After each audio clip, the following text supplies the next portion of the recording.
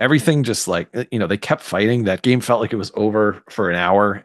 At some point, I have a buddy who I make picks with in a contest, and every week he's like, on me. "Oh, sure, you have 19 other podcasts."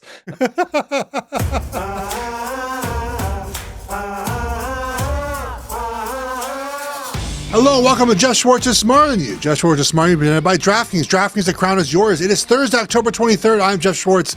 That is Matt Ford. As we do every Thursday, we go through all the NFL games. We do our best to pick you winners. We're trying. It's not going well, Matt. So we're doing things differently today. Not for the show. The show is the show. I'm wearing different headphones. You're in a different room. We're switching up the vibes. We're doing something different. We're being fans today, right? It's what fans do.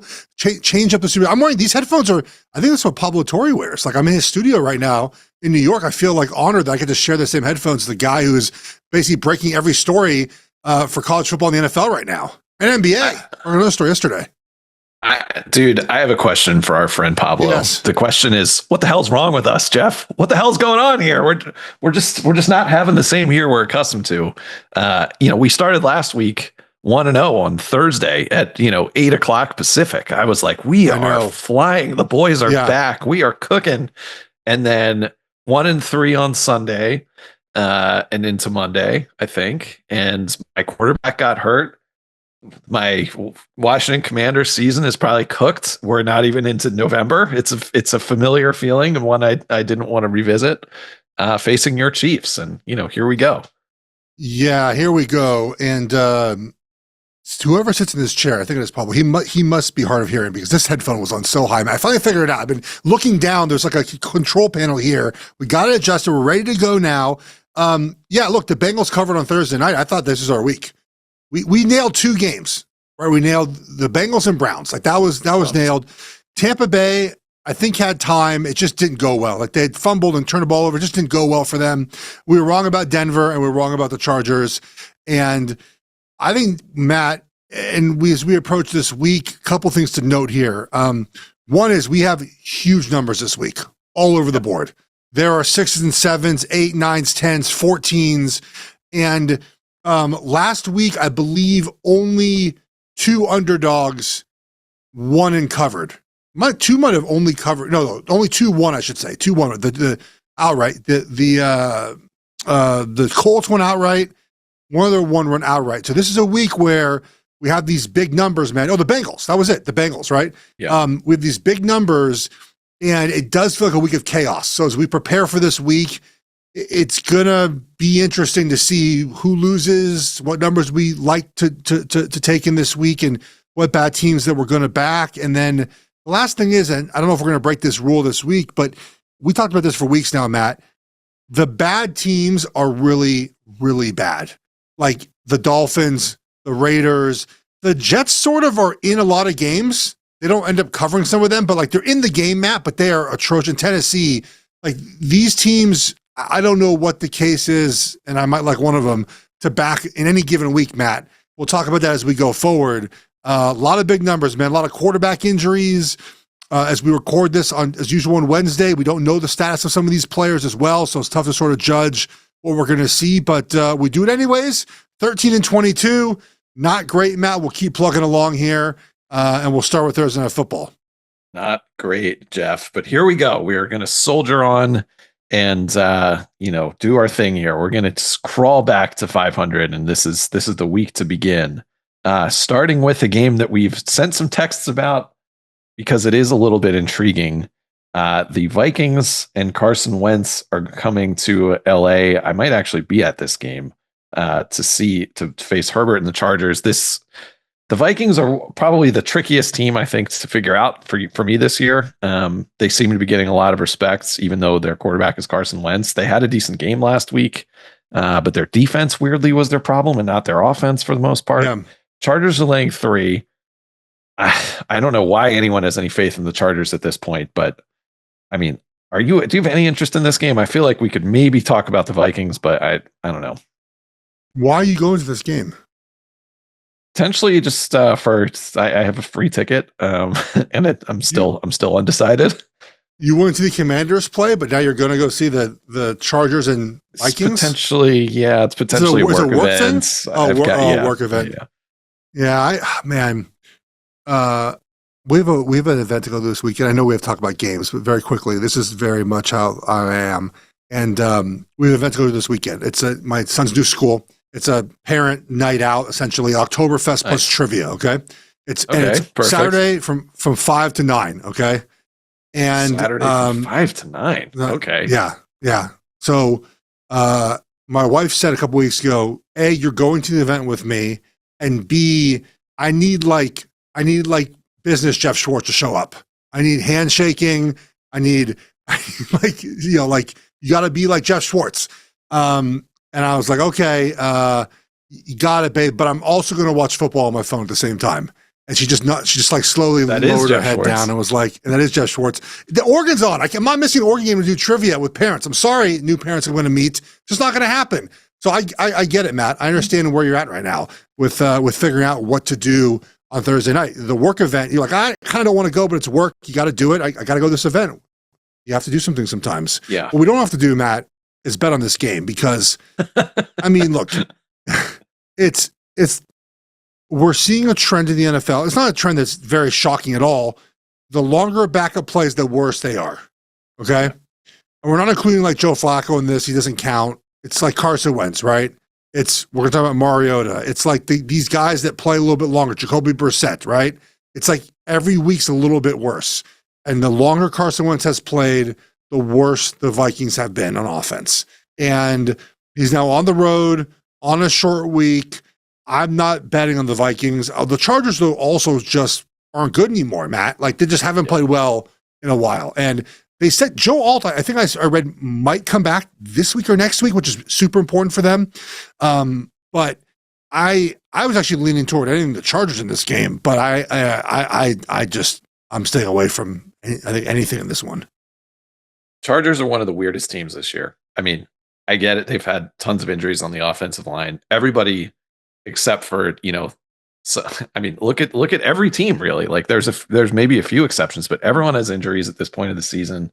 And the Chargers just have had nothing going for what feels like a month. And they're hard to trust. I don't exactly know why they're getting the respect here, but I guess it is just Herbert versus Wentz. Curiously, Carson Wentz, 7-0 on Thursday nights, 42-48 one straight up any other day of the week. Very strange. But yeah, I think this one's probably a pass. The only other interesting thing here, again, thanks to our buddy Evan at Action Network, underdogs in the previous 40 games, except the last 3 weeks, the underdog has just straight up won on Thursday night. Prior to that, the previous 40 games, underdogs were 10-30 straight up. So the trend would say the Chargers probably get right here. But yeah, I don't know. We could talk ourselves into either side. So this is probably a pass plus the Thursday element. I think it's a pass. Yeah, I think it's a pass. This one, the two teams that I think are the hardest to figure out this year, in addition to the Vikings, the Dolphins and Falcons. The Falcons are laying 7.5. What a seesaw for them. And then the Dolphins, who are everyone's punching bag. I can't even say it. I can't even bring up what we could do here. So, well, I mean, I think you just teased the Falcons, but the Falcons, Matt, have shown the ability at home to play much better. They just have. They played better home this season. They beat the Bills at home. They beat your Commanders at home. They score more points at home. Their defense, that pass rush seems to work better at home. Their last couple of road games, 30-0 loss to the Carolina Panthers. In this game in San Francisco, where they just didn't show up at all. They weren't very good at all. And the question is in this game is, other than just saying it's the NFL, games are close, what's the case for the Dolphins, Matt? The case is that they magically just play better than they have. The Falcons' pass rush has been better this season, just disappears in this game, and all of a sudden the Dolphins find some sort of offense they haven't found, or defensively they become good in this game where they haven't been good really the entire season. Maybe Michael Penix, makes some errors, but again, at home, this team has been much better. I mean, even they lost week 1 at home to Tampa Bay, but that was a fluky loss, right? That's a game they easily could have won. And so I don't love 7.5, but I mean, it's one of those games we're going to get buyback on Sunday from Sharps. I don't think so. This number might be 8.5 by the time we get to Sunday. This feels, man, I mean, we're wrong about Falcons games all the time, Matt. I would have loved a 7 or 6.5. I'm not even sure it was even ever 6.5 this week, but I don't know how we don't consider the Falcons at least. Yeah, I don't know, man. I think the case for the Dolphins, like you said, is they, I think this is probably the week that they would make a change at a bunch of positions, that they sort of throw things out and say like, cool, I get that you make, the bigger salary, but we're taking Tua out, but like, who are they putting in? Quinn Ewers? Like, what are we talking about? The Dolphins, the Falcons do have this mode where they can just run the ball 800 times and just win. Correct. And the Dolphins have such a terrible run defense. I think I need to make a rule that I just can never bet on the Falcons again. I don't think in the history of our show we've ever been correct on a Falcons side ever. We have not. No, never. They're like the one team. They are my kryptonite. Maybe it's the Penix rule. Like maybe there's a clever pun we can make that involves Penix's name, that we just do not touch this. We do not touch the Falcons ever. Like they're just they're just a no bet for us. Some of these numbers from Evan Abrams about the Dolphins, it's just remarkable. The on the road or neutral site, Tua is 13-21 straight up, including 1-9 his last 10 road starts. When his opponent in that away game is 500 or better, Miami is just 5-15 straight up and 7-12-1 against the spread. When Tua's opponent's coming off a win in that spot, Miami's 0-4. Now, obviously, the Falcons were coming off a win. He's terrible in the second half of games, dude. It's crazy, man. 1-6 against spread in the second half of games. I think we have a rule, Geoff. We cannot touch the Penix. I put on the maybes. I just put on the maybes. It's got to be a maybe at least. At least got to make our list at least to talk about at the end. Okay. All right. I don't like it, but we'll consider it. Okay. Next up, let's do Bills Panthers. Panthers, I guess probably starting Andy Dalton. It looks like, right? They are catching 7 to Buffalo off of a bye. I think I know what side you're going to be on here. It's 7.5 everywhere. It's kind of frustrating. Do we make executive decision? Take 7.5, Matt? Let's see. I mean, at DraftKings, it's juiced. The Bills are minus 120, and the Panthers are plus 100. So we can probably get a 7.5 at a fair price. The problem is you can't. Really? Oh yeah. So 7.5 plus 124. 124. I don't care. I'm minus 124. Okay. So here's the thing. I don't really know how much of a drop off there is from Bryce Young to Andy Dalton, especially in the first time Dalton plays. Right. Like we saw last season, the first game Dalton played, it was much better. Now, I think, again, the same point Wentz, it gets worse, Matt, as we go along, right?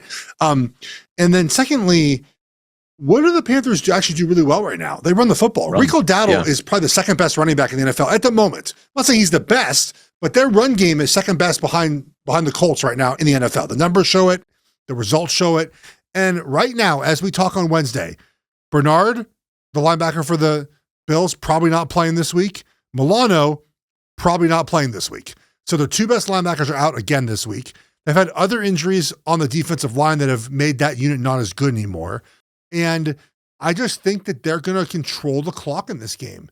Buffalo offensively has not really looked right. The Panthers defense is okay. They're getting better. Derek Brown's having a great season inside, Matt, but I mean, 7.5 points, man, for a Carolina Panthers team who's first time they've been above 100 in October since 2021. They're very confident right now. They're feeling good about where they are. The only thing about this game that's really interesting is that this is going to be a Bills home game. I made this comment before about Panthers games, that there are certain fan bases where the team is so young that the season ticket holders are fans of other teams first. Buffalo, the Commanders, the Cowboys, the Steelers, and that they wear their Panthers jersey for 31 other teams or 30 other teams. when the Bills show up or the Steelers show up, they take their Panthers jersey off and put their Buffalo jersey on or the Steelers jersey on. So it's going to be a very hostile home crowd. Not that I don't think that matters very much. But I think the Panthers are the side here, man. You would think that Josh Allen would be good off a bye. He's actually not been great off a bye, Matt, as well. So I like the Panthers here. I'm with you, actually. I think the other part of this that's worth mentioning is, the Bills over the years have had a tendency with, that they often feel like they have such a light schedule because of their division. They play the Chiefs next week, and that's going to be a huge game. And they're coming off of a bye here. They just need to get a W. They have, two sort of confounding losses in a row, the beatdown at Atlanta and that weird, close loss to New England that made everyone go crazy for Drake May. So this is not a game where they need to make a statement. They just need to get a W and get out of there. And I think that they probably will. The Dalton thing, like you said, he's like all these backups. He's competent in a limited stretch. And if Bryce Young plays, we like Bryce Young at home for sure. Something else interesting, again, from our friend Evan, through the first 9 games of the regular season, teams that are 7+ point underdogs at home are 40-11-2 against the spread. So if you're catching more than a touchdown at this point in the season at home, it's a good bet. So let's move the Panthers through. Nothing like betting Andy Dalton against Josh Allen to turn our streak around. Let's go. Okay, how about this one? Another one of your former teams, the Giants, facing the Eagles. The Eagles are these two teams played 2 weeks ago, and now it's 7.5 points for the Eagles at home. Obviously, everyone expects Philly to not drop this game twice, but two teams playing this close apart, you would think probably worth taking the points here, right? Yeah. The Giants did embarrass them last game, though. Philly got right a little bit offensive against the Vikings. They threw the ball down the field. The question about the Giants mentally in this game is how do you come back from what happened Sunday, Matt? How do you mentally have that resolve for a young-ish team, to lose the way they have? Jackson Dart's played really well, man. I think he's exceeded expectations. He's doing some good things on film. I don't trust the Giants coaching staff. I don't know how good they are outside their defensive line on defense. Talk about this all the time, Matt. So I'm a little worried to take the Giants in this spot, but Philly's win was good against Minnesota. A.J. Brown played really well, but that's been their offense most of the season. That could be their offense. And throw the ball down the field a bunch all of a sudden. So I got nothing for this one. If you like the Giants, I could put them through, but I don't really feel like I have a great feel for the side of this game. Yeah. I don't think I do either. The only case to make is these two teams just saw each other. They're divisional teams. The Giants, for better or worse, have been super competitive, even in the games that they've miraculously blown a unprecedented lead in. The question would be do they quit after that? I don't think that they do. I think that they have enough juice with Dart and Scadaboo and this sort of re-energized team, but this is not a fun one to be on. And like you said, the Eagles did unlock something, and that secondary for the Giants is super vulnerable. So let's put it as a maybe, because if I looking ahead at this slate, there's a couple that I'm just sort of I don't know, what are we going to say about this one? Okay. Here's one that I got a spoiler on that you are going to be interested in, and it is the Jets. Well, facing the resurgent Cincinnati Bengals. The latest number here, let me just double check. It's 6.5. The Bengals are 6.5 to the Jets. The problem is, as we prepare for this show, Matt, a tweet came out that said Tyrod Taylor is now questionable for the game with a knee injury. So I don't know how I wager on the Jets right now. If it's Taylor, it's a whole week of practice. He'll at least throw the ball to someone. If he's never threw the ball, Matt, he held the ball forever. Jets defense is playing much better, sort of getting things together a little bit. And the Bengals are not 6.5 points better than anybody. What are we doing? They beat the Steelers, absolutely. Good win for them. But the Steelers just ignored Jamar Chase the entire game. Baffling game plan from Pittsburgh. Made no sense. We talked about this all the time. What a great spot to bet against Mike Tomlin. We will spoiler alert, we want to be on the Steelers at the end of the show, in another great Mike Tomlin spot. But I don't know, man. I just with Tyrod Taylor, Jets will be competent. Matt, and I think the Jets are associated with Gabe, of course, right? Jets fan. I think there's a lot of points, but without knowing if Taylor's going to play or not, I don't know if I could bet on this as of right now. Yeah, Jeff. I mean, the fact that Tyrod Taylor is injured somehow and that they're splitting the reps with him and Justin Fields, and this is still under a touchdown, I just feel like this is just a total stay away. The Jets, we've loved the idea of the Jets pulling a back door with Fields this whole year, and it feels like we've never aligned on the timing there. But, the Bengals, I get they have like a ton of weaknesses on the defense, but I'm not sure we can take this on Wednesday, not knowing who the quarterback is. And by the way, like Tyrod Taylor, I think is getting a lot of credit. Justin Fields and Tyrod Taylor are not that much different. I think Tyrod just maybe doesn't make the critical backbreaking mistakes that Fields does, but he also adds no juice anymore. So this is a tough situation for the Jets, man. I think they're. Do you think the Jets have a shot at 0-17? I almost wonder if we should throw a few shekels on that. Let me see their schedule. And will people still defend Aaron Glenn on the internet like they do whenever I say he's a bad coach? He's like just like Dan Campbell, he's close. He's not. Bengals, Browns, look, they have a meeting with the Dolphins still. Yeah, they have the Dolphins outside twice. Two Dolphins games, right? No, they've already lost the Dolphins. Yeah, they already lost. You're right. Yeah. They have the Browns, the Patriots, the Ravens, the Falcons, so the Saints, Dolphins. Worst. I could be sucked into like worst record if they have that. They still have that up right now. Plus 170 for that. Fewest wins plus 170. God, Tennessee's also really bad. 117 is plus 2,500. I mean, we could throw like a 10 spot on that. It's any team to go 0-17. So it could be the Titans too. The Titans have a win. Right? You're right, they do. You're right. Yes, I forgot about it. Yes, they do. You're right. So the Jets. You know what? Let's put I wonder if they'll let me put like $50 on that. Is that too much, you think? There's no way they'll let me put $50 on that. Maybe. You think it's too much? What do you think?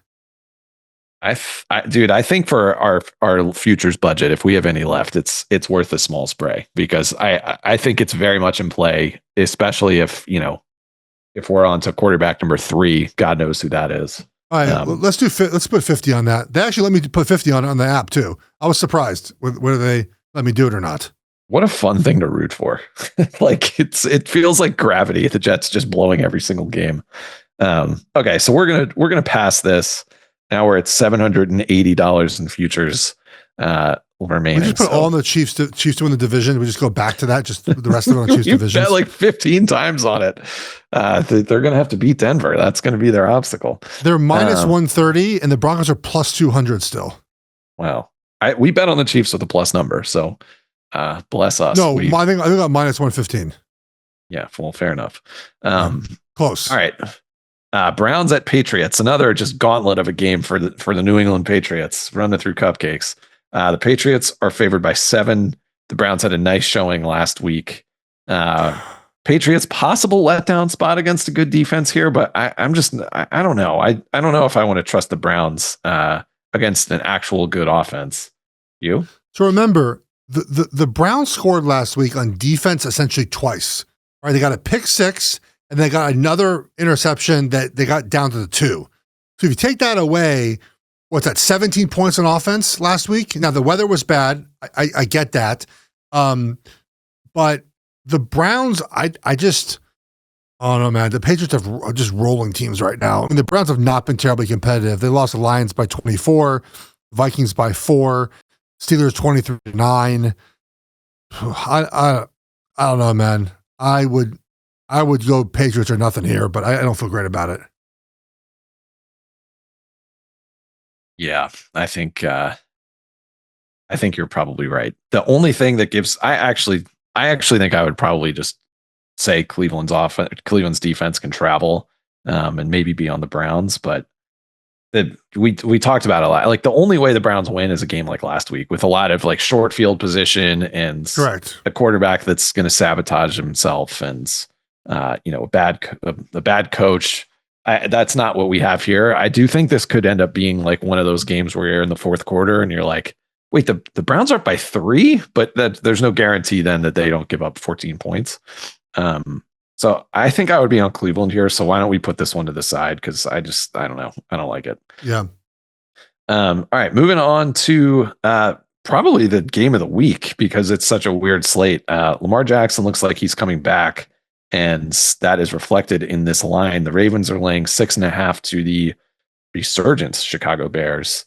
Pretty big line for a 1-5 team hosting a 4-2 team, don't you think? So, oh boy. So the idea is that the Ravens are healthy with Lamar, right? Other guys return back from injury, and they're going to dominate because they're supposed to against the Bears. That's what that's the line tells us, right? Essentially, that is what they're saying. Oh boy, you like the Bears, don't you? Yeah, this is a tough one. I mean, the Bears. This is basically saying the Bears still aren't one of those teams, and I think they've had I think their winning streak, it comes into context a little more clearly now. Like when you see some of these games, like, yeah, okay, the Saints weren't that impressive. The Commanders game, they probably should have lost. The Raiders are terrible. They did smoke the Cowboys. Like they have been putting up points in these games. And I think the question is like, can their defense, which has been very good, but has been kind of lucky, like it's a lot of turnovers. Are they good enough to go and travel and stop Lamar Jackson? This just seems, I don't know. I can't tell what Vegas is trying to tell us. Like, are they trying to say like take? Are they trying to tell us that the Ravens are, when healthy, Matt, are just much better than the Bears? Like I think that's what they're trying to tell us. And right now, you look at where the bet splits are at. A lot of people in the Bears. It feels like it's going to be a trendy team to take. Now it's early in the week, Matt. When people actually get the announcement Lamar Jackson's playing, I imagine we'll get more money on the Ravens moving forward. But I don't have a great idea for this game because I do think the Ravens, when healthy, can win by a touchdown. But they haven't shown it much this season, Matt, and I worry about that. It's sort of not been their year, and maybe, again, with guys back healthy, it can be their year. Even with Lamar, though, it wasn't like the team was crushing it when he was in there as well. Yeah. I think we have to stay away from this one. I keep thinking there's going to be a sharp angle to this, but we just haven't seen the Ravens complete since, that Chiefs game. I do think, with the extra week to prepare, like they probably are they're going to bring it. They're at home. Like there's, the Bears are riding really high, and this could be a nice sell spot for them. But I feel like we need to see it. And I don't know. It just felt like in Baltimore, like the vibes were just kind of strange. Like there were all those stories that came out of like they took the ping pong tables out of the locker room. That kind of stuff is just kind of. I don't get that. I don't understand that. I don't understand that. By the way, it's not like players don't watch film and then instead just play ping pong the entire day. Those are used as a way to have camaraderie in the locker room and to build up a way to be with each other and to do fun things together. And when you're losing, you sometimes need more of that. And that sounds kind of odd to say, Matt. Sometimes you need a little bit more camaraderie. And this is like you're taking that away from them for what? They're not losing because of lack of film watching. They're losing because they're injured and not good enough right now. And taking that stuff away to me doesn't feel like it's any time it's a solution to take it away. That feels almost a precursor to like coach is on the way out. I'm not sure Harbaugh's on the way out, but like that feels like one of the first things the coach has sort of lost. The locker room is probably harsh to say about Baltimore, but the fact is like this is what the Jets do, right? And the Dolphins do. It's not what Baltimore does. The timing was strange, and it definitely. I went to high school in Baltimore. I have a lot of friends from Baltimore, and they all said the same thing where they're like, this doesn't happen in Baltimore. Like what does this mean? And it does feel like, there's some sort of rift. So, Baltimore season is over. If they lose this game, they're behind the Browns in their division. So it's impossible to bet against them here. I still believe, I mean, the talent on that team is insane. But Chicago is not, I don't think the opponent you really want to see here. They're confident, they're rolling, they're like pretty healthy. Their defenses look great. So I'm very concerned for Baltimore here. But I feel a little bit afraid of taking the Bears in a must-win spot for Lamar Jackson. That feels like a tough assignment. I agree. All right, so we're passing there.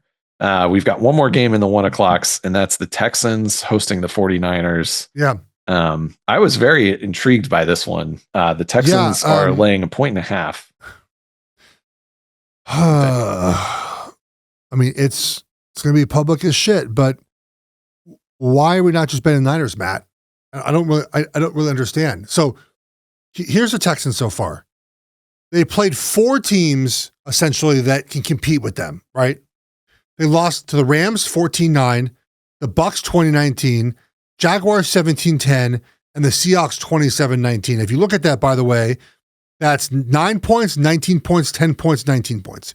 Their 2 wins were against Tennessee, who stinks, and Baltimore, with the most beat up roster in the National Football League, right? Like that's so basically when they played 4 decent teams, they couldn't do anything. And mind you, they were +3 in turnovers in Seattle and needed a late touchdown, Matt, to make that even 8-point game.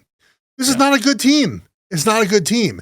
And the Niners, meanwhile, and I give Shanahan credit, give Robert Saleh credit, dude, they have a ton of injuries too.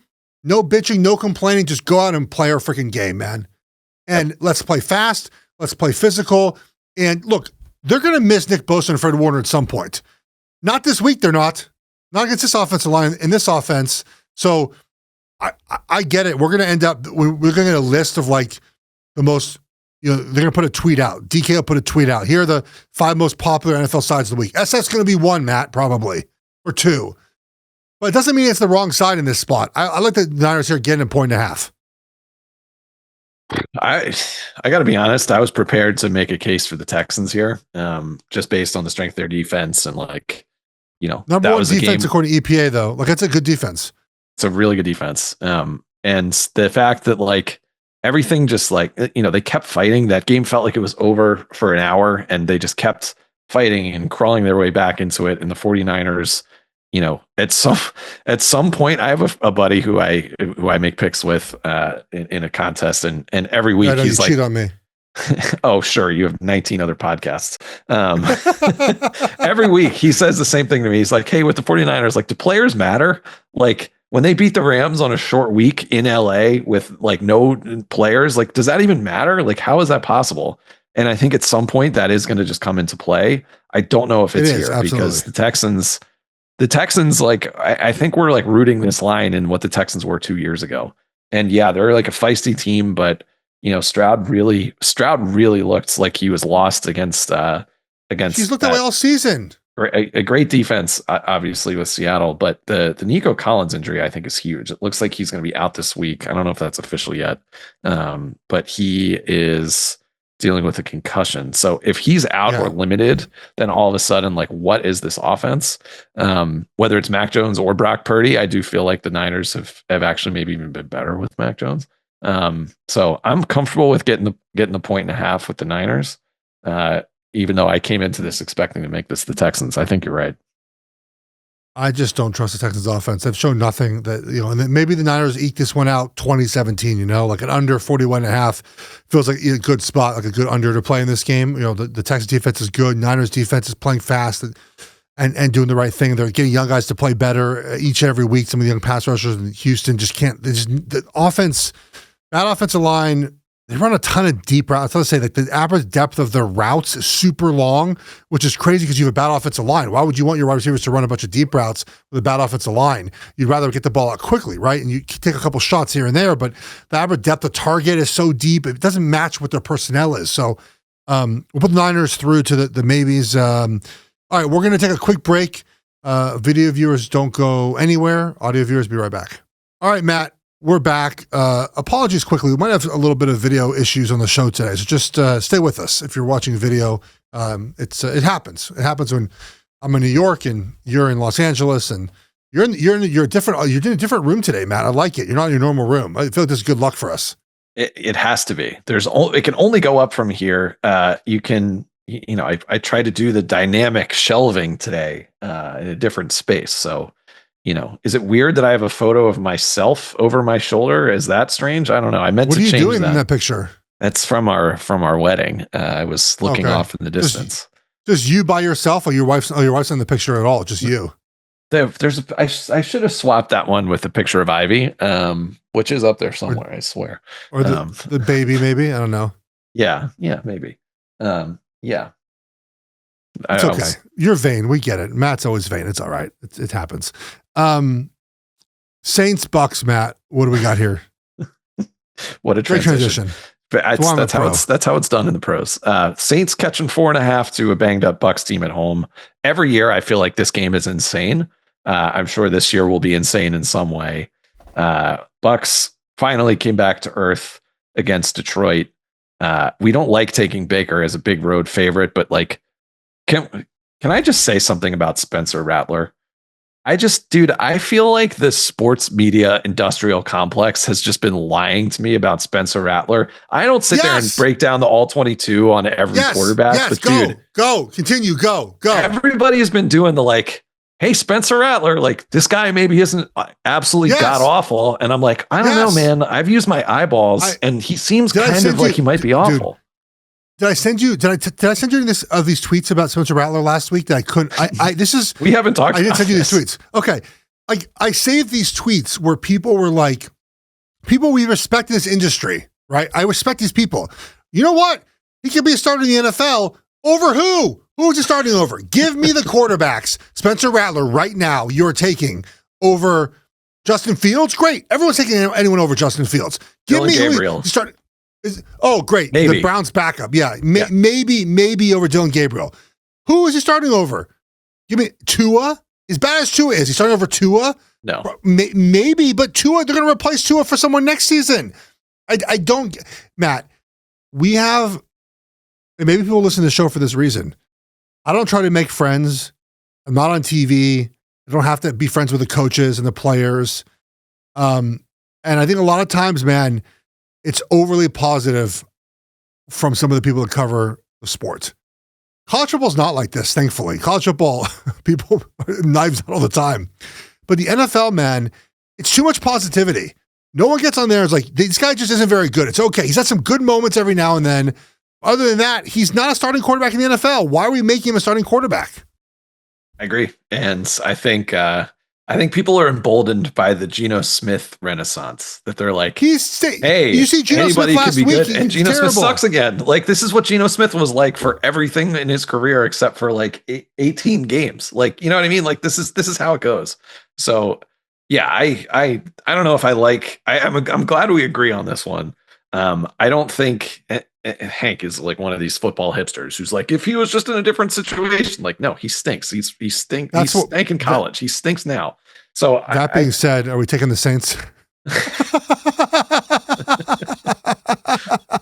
What are the Saints good at? Like, what do they have? Like, what are they good at, man? Like, I agree. Like, they're the spot here, but like, it's like I don't even have a case to make. Like, what do they do well? They Alvin Kamara's done nothing this entire season.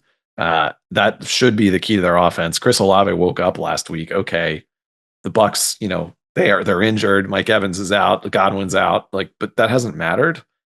So I don't know. What's funny is like Spencer Rattler, who's supposed to be the best quarterback in the NFL, 28th in EPA per pass. Saints. So yeah, real starting quarterback caliber. Oh, the Saints the Saints passing offense is worse than the Giants, the Jets. It's right next to the Raiders and Bengals. It's worse than the Dolphins and the Vikings, who have a backup quarterback, and the Ravens, who haven't had a quarterback in a couple of weeks. Just sparing with the Saints stuff. I just say just nothing on this one. Yeah, that's a good pass. Okay, so yeah, we don't want to take the Saints, and we don't trust the Bucks. How about the Colts being 14-point favorites to the Titans? 14 points. The Titans are off the list, I think. Poor Cam Ward, man. He is, I think, regressed in his 7 or 8 starts here. What's the case for the Titans to cover this game, by the way? I don't know. Colts play with their food, I guess, but like the Colts haven't done that. Like the Colts have been on the gas pedal all year. Are you going to make a Colts minus 14 No. case? Like, think about how well the Colts play against the Chargers. They only won by 14. Yeah. Like, you know what I mean? Like, that's a lot of points in the NFL. I mean, they beat the Cardinals by 4, beat the Reds by 500. They beat the Titans already this year by 21. Beat the Broncos by 1, beat the Dolphins, they covered that game. They covered the 14 points. We don't have a lot of maybes, buddy. I mean, I think we have 2 we love. We're both on Carolina. We're both on a game coming up here in a few minutes. I think it's worth just like advancing, probably. I mean, just to say like it's in our discussion for later. But I mean, jeez. No, we're not putting this in. We're gonna look dumb. We're gonna look dumb when this game is like 28-3 in the second quarter, and we're just like, oh, we knew that better than that. But yeah, we could skip this one and get to the next one because the next one's interesting. Yeah, and I think we're gonna have to put this one on the list, Jeff. I think this is going to be a very interesting game. The Cowboys are plus 3.5 at Denver. Denver seems to be the team that Vegas just can't quit. I think it's possible because I watched Dallas pretty closely last week that I am overinflating them. But I think Dallas can win this game pretty easily. Not just cover this, but actually just straight up win. I'm curious what you thought about this one. Yeah. It just feels like this would be an NFL situation where like the Broncos win 24 to freaking 20. So this is 5.5, I think, before it moved to 3.5. The Broncos needed the greatest comeback in fourth quarter NFL history, essentially, right? There'd been no team had come back from, 16 points under 6 minutes, something 18 points, whatever it was. And they did it. And they did it because the Giants threw an interception, missed a PAT. At the end, there was that, the replay review actually kind of screwed the Giants. If they had ruled that play down to 1, Matt, and not scored a touchdown for Dart, they get to kill more time and then score the touchdown and win the game. And Denver has no chance to come down the field and make a field goal. And so the Giants sort of got unlucky in there. The problem with the Broncos is this, Matt. I actually think you would, even as a football fan, sort of understand this idea, is that when you watch certain teams play on offense, you can tell which teams trust their quarterbacks and which ones do not. And the Broncos very clearly do not trust Bo Nix. And I even tweeted this during the game. Like I said, do the Broncos practice during the week? Like what do they practice? They throw the ball behind the line of scrimmage 85% of the snaps. They don't look like they trust Bo Nix ever to do anything with the ball. He overthrows everyone ever, like all the time. Those everyone deep. This offense doesn't trust. They don't run the football, even though it's the best thing they do. And then all of a sudden they get behind 19-0, and this brand new offense shows up that they should have been running the entire season. And so I don't know. Dallas' defense is still not great. It's better lately, but the Cowboys' offense is legitimately very, very good. It's very good, and the Giants moved the ball in the Broncos. Like the Broncos even has not been as good, Matt, as we thought heading into the season. They've just not played as well. That's the truth of it. So I don't know, man. Dallas will be super public this week. Yeah, but like Denver's had games where, their defense just like hasn't to me been as advertised. And I get it. This is a public side, and I get it. Vegas is telling me that I'm being an idiot, but like. At some point, I'm just going to have to use my eyeballs again. And remember, this Broncos team seems to play to the level of their opponents a bit. Like they had close games every single game in the season. The Titans, they played, they won by 8. Except the Bengals game, that's it. Yeah. Except the Bengals game, 8. Which like that was a perfect storm. Jake Browning. 8-1-3. They beat the Jets by 2-1. Yeah. And like this situation, the other thing that I think is just kind of under talked about this year is the NFC is just way better than the AFC. Like I think the record is 25-13 when the NFC plays the AFC. And I don't know what that is, but like the Broncos, if the Broncos were in the NFC, I feel like they'd be the Panthers. Do you know what I mean? Like they'd be one of these teams where it's like, yeah, maybe they can make the playoffs, but like there's this long list of teams. And Dallas, I just think, yeah, their defense hasn't been great, but like they've made some strides, and I just, Denver seems to need a lot of things to go right in these games, and they should have lost to the Giants at home last week. They came off a huge emotional win where everyone has their trust in them. Sean Payton himself has spent every week admitting that he made some weird mistake in the game, which maybe is just him being a media professional, but it is sort of strange that the Denver just is sort of admitting they're not clicking. And who's stopping Dak right now? Who's stopping CeeDee Lamb and Pickens? I don't know. So 3.5 to me feels like a really fair number for Dallas, even though I get it. It's public and you could probably find that on 8 million other podcasts, but I still like it. Yeah, I'm warming up to Dallas. They're the maybes for sure, because we don't have a ton that we like. Matt, this next game might be the favorite of the entire season for me. I love it. It's probably going to lose. But this is the best spot to ever bet the Pittsburgh Steelers in any spot ever to bet a Mike Tomlin team. It is the Aaron Rodgers revenge game. He's Who hosting cares? I don't even his care about former that team. I mean, it just adds to your case. Pittsburgh is catching 3 at home to Green Bay, who has not really looked great since week 2. So yeah, this is the classic Mike Tomlin spot. If you've listened to this podcast before, you could have probably guessed we would be on this one.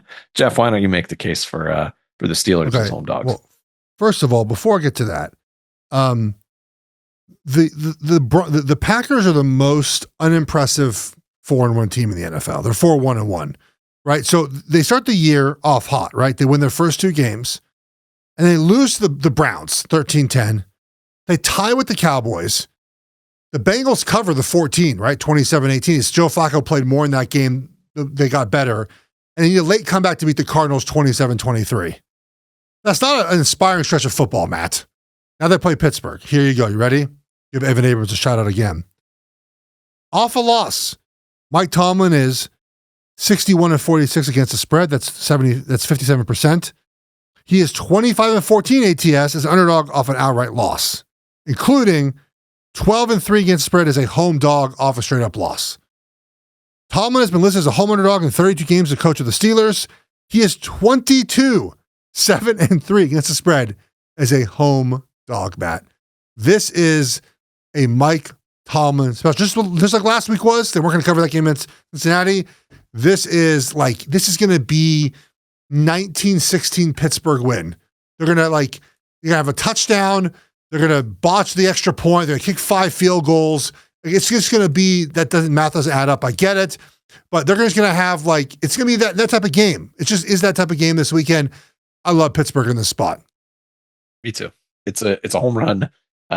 When all of the trends say to take Pittsburgh here, especially when they are coming off of a bad defensive performance, and they got embarrassed. They got embarrassed on national television. That was a game, we predicted on this show. Obviously, this is how the Mike Tomlin roller coaster goes. They drop a game, everyone loses faith in them. They come and face a big juggernaut of a team, and then they beat them. And that's why the Steelers are so fun to put in this 5 so often, which we always do. A game I wish would have been more fun to discuss. My team against your team, the Commanders at the Chiefs. My guy Jaden Daniels is out, so the Chiefs are laying 12.5 points, and the Chiefs are probably the right side. Jeff, that's all I'm going to say about that. I'll just say this: you do another podcast where they'll take the Kansas City Chiefs. We can skip taking them on our podcast. I'm not on that podcast. I think it was on his podcast or FTF where he did the list of teams outside the Kansas City can win the AFC. It was very funny. He's like, these are the top 5 teams in the AFC outside of Kansas City. So I gotta tell you, man, not the Chiefs panic I had this year, but it looked really bad, Matt, for weeks. And then, as I said, let's just wait to judge until everyone comes back. And now that was the first game last week where they had Rice, Worthy, Brown, Kelsey all together as a group. Add in, look, Juju does some really underrated stuff for them over the middle of the field. He's a great 5th option essentially to have. Thorne is a 6th option. Smith is playing more running back, which is good. they're out there left Pacheco looked tackle. good, finally. Yeah. They're out there left tackle. And, here's Jalen Moore, who is signed for $50 million a year to come play for now. Josh Simmons situations, it's odd, but there's nothing to speculate on. It's just he's just not with the team right now. I'm sure we'll learn more at some point. Hope everything's okay with him. He's getting done what he has to get done off the field. But just, it's odd. He's not there. It's just odd. And doesn't matter. They have Jalen Moore. The offensive line's playing better. And this is, for years, we couldn't back the Chiefs in this spot because they couldn't score points. They score points now, Matt. And I'm not saying we back 12.5. I mean, it is what it is, but they seem to actually care more this year about trying to score points too, which is important to note. They also turned down a stat padding quarter from Mahomes last week. That would have been great for the MVP, Matt. We have 7-1 on Pat MVP because they just turned that down to let the backups play. The game was so out of hand, Matt, they took a knee before the 2-minute warning with their backups. Yeah.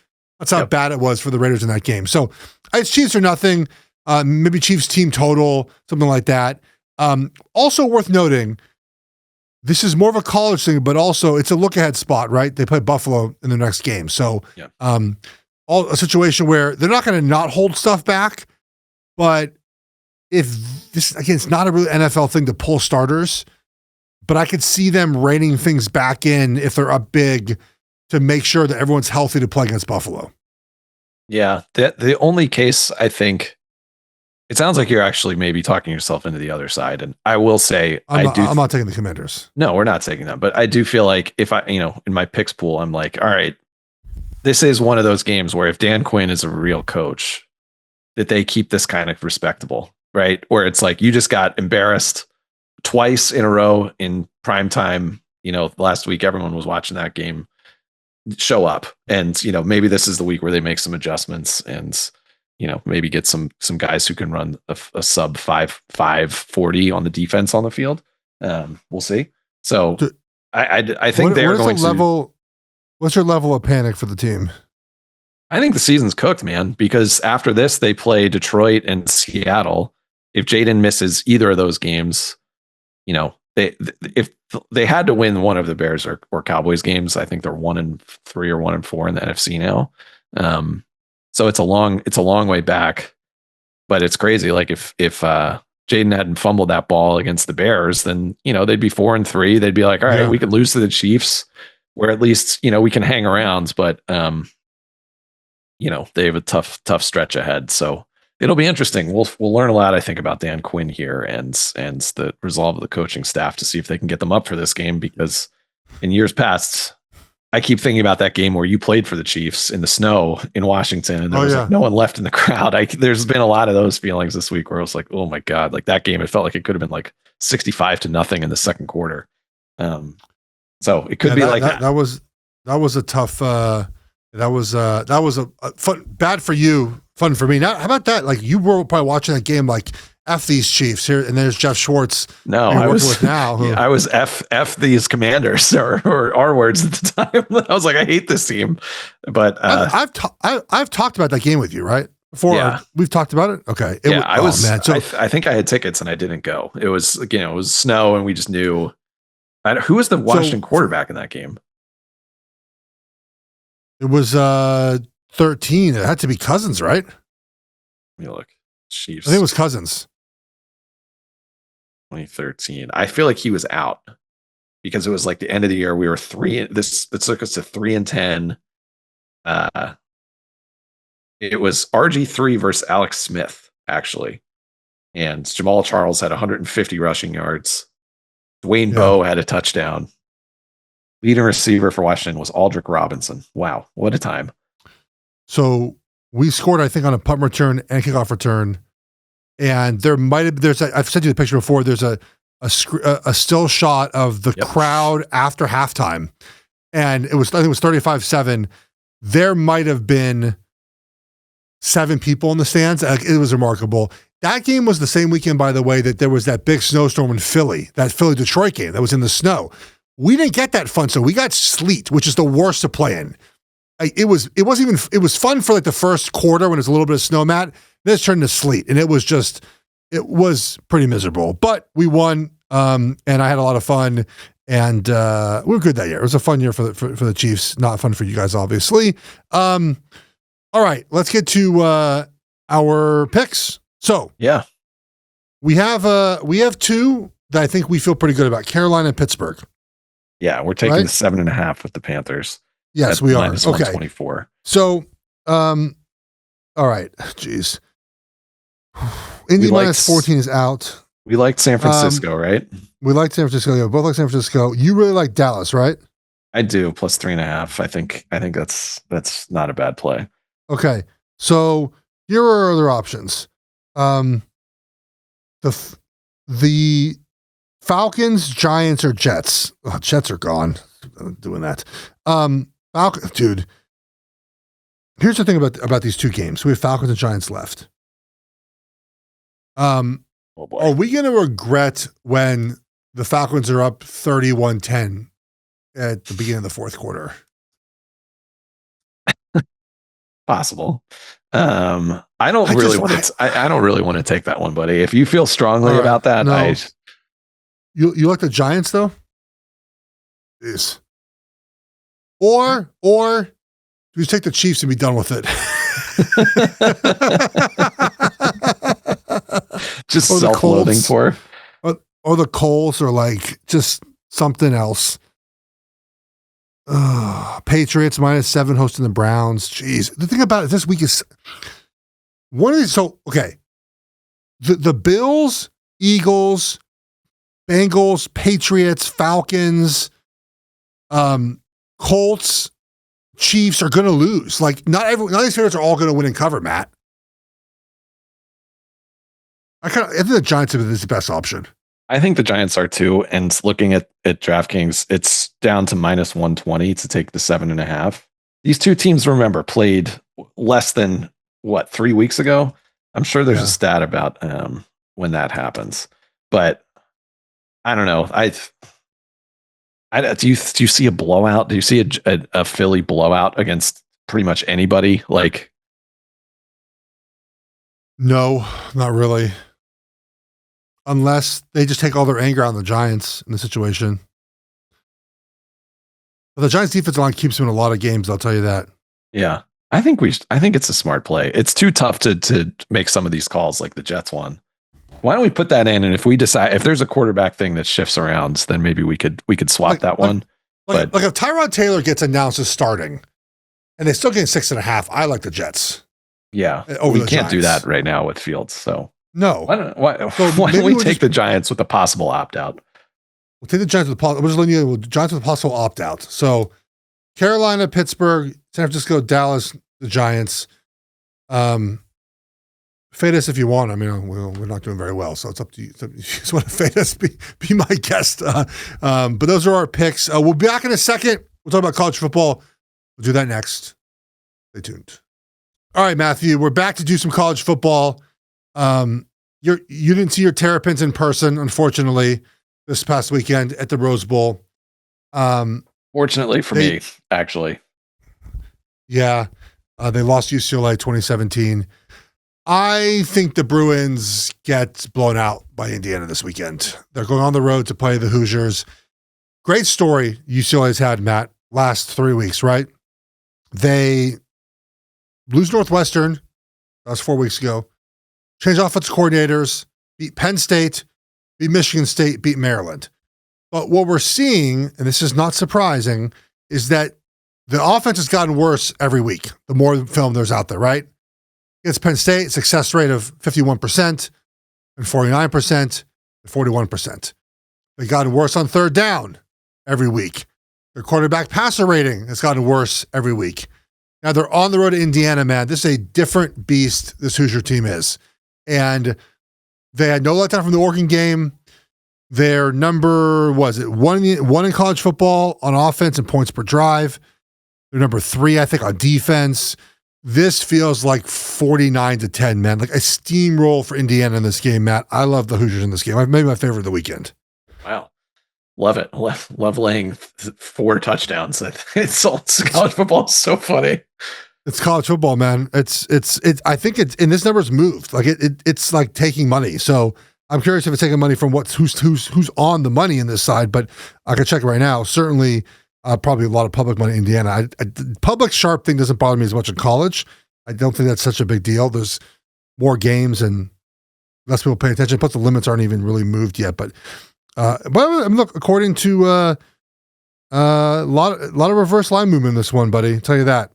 So I like Indiana here. I like a couple overs. I like the over in Washington, Illinois.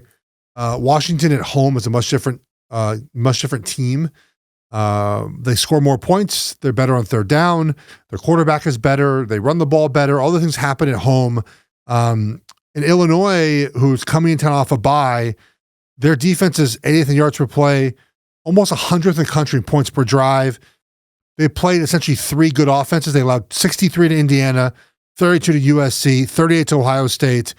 And I think Washington's going to score. On the flip side, Washington's defense is stinky too. So I think Illinois is going to score on them. It's going to be raining a little bit in this game. I don't really care. I think it's going to rain down some points. I like the over in that one.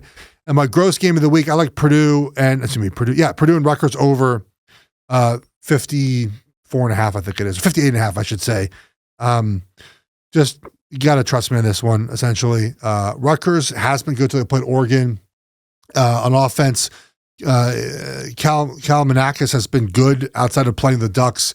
Purdue's defense is bad. Purdue has a backup quarterback. The only thing that matters in this game, Matt. Purdue's just been unlucky. They got shut out last week. So they got shut out last week, and Rutgers scored 3 points on offense with their starters. So this feels like a bounce back opportunity. The last 6 drives for Purdue last weekend: punt, downs, fumble, downs, interception, fumble, downs. So that's not good. Not great. It probably can't get worse, Matt. So I think the over in this game, I think it's a bounce back opportunity. Hank put in here Wisconsin and Oregon. It's 32.5 now. I'd lay it before I took 32.5 with Wisconsin. Matt, Wisconsin has been shut out 2 straight weeks. It's a good chance it's 3 straight weeks. So like, 35-0 is very much in the books here. I don't have much of other games yet. It's only Wednesday. I haven't got to the other games yet. I haven't done my research. I did NFL to this afternoon with you. I do some research tomorrow for other games. Any college football thoughts, Matt? I just want to say that I think that the Rutgers total has come up in like 3 or 4 shows this football season, and you're just not getting that anywhere else except the Geoff Schwartz is Smarter Than You podcast. Well, I took Rutgers. I took Washington over Rutgers, and that they hit the team total. That was one of them. I think I took Rutgers over another game too. Yeah, I've been on them. Yeah, it's been an okay year in college football, better than NFL. Look, if you're diving deep into Rutgers totals, you're doing something right, buddy. So the over has hit at 87% of Rutgers games so far. So then it's hit in all but one game. It's well, how about one more week? I love it. I'm sure what game did not hit in. I'm kind of questioning now what game that was. It didn't hit in. All right. Any last words? Any NBA thoughts? Any Wizard thoughts? Wizards thoughts? I have no Wizards thoughts, buddy. Not great would be the answer to that. I did enjoy the NBA on NBC last night. I thought that was a really fun watch. Just getting Jordan in there was fun. What a good broadcast. Double overtime with Thunder Rockets. That was great. I had the over, so I'm glad I went to overtime. That was good. That was great. Otherwise, I probably would have been that would have been bad for your boy if the over didn't get there. Not that I don't wager that much on games, by the way. It is what it is. All right. Anything else? Any hockey thoughts? Ovi going for 900 goals. Are we betting on that one, Matt, at all? Time to end the show, Geoff. Time to end the show. All right, guys. We will be back on Monday. Tuesday to talk about everything we saw in this landscape of football. It's getting fun. NFL is in that middle of the year sort of lull, I think, Matt, where teams are sort of figuring things out. College football is this is chaos time, man. It's every week college football is a freaking disaster. It's so much fun. It's just weird things happen every week. So a lot of fun there. We'll talk to you guys next week, guys. Enjoy the football. Take care. See you, Bill.